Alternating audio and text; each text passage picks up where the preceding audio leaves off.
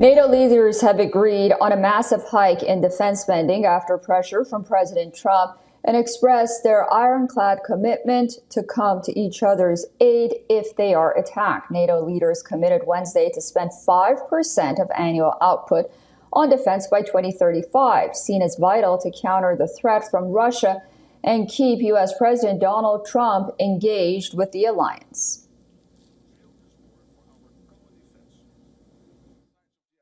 And together, allies have laid the foundations for a stronger, fairer and more lethal NATO. NATO leaders agreed on the The Hague Defence Investment Plan. And this will fuel a quantum leap in our collective defence. They agreed to boost our defence industries, which will not only increase our security, but will also create jobs.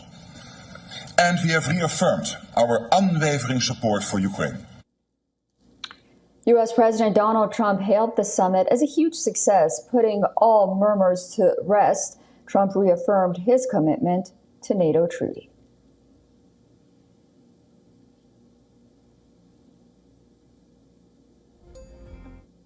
Yes, absolutely. Well, I just want to thank the Netherlands. They've done a great job. You have done, Mr. Prime Minister, you've done a great job. And this was a tremendous summit, and I enjoyed it very much. And thank you. I stayed through every one of those speeches. Everyone.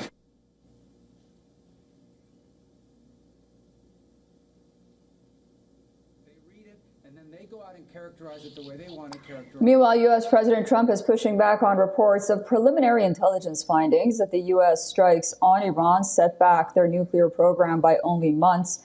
He said the intelligence was, quote unquote, very inconclusive, but he continued to insist the outcome of the bombing was complete obliteration. The U.S. president slammed CNN and the New York Times reports stating that the U.S. Air Force did not completely destroy Iranian nuclear sites.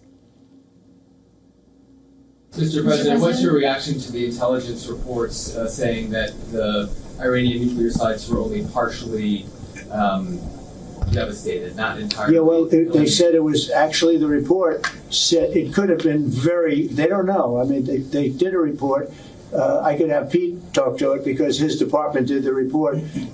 They really don't know. I think Israel's going to be telling us very soon because Bibi is going to have people involved in that whole situation.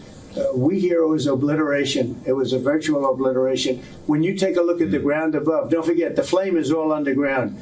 But everything above, if you look at the before and the after picture, everything above is burned black.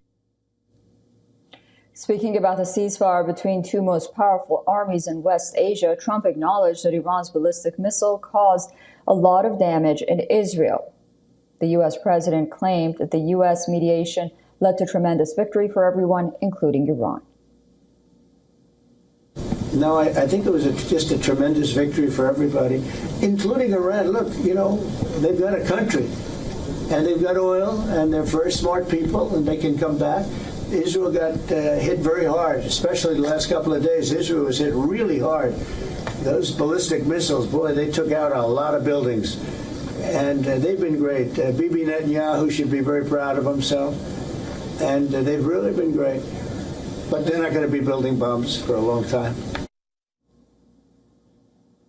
U.S. president is even optimistic about the end of ongoing war in Gaza, adding that his negotiator, Steve Witkoff, is working on mediating a ceasefire agreement, adding that a hostage deal is very close.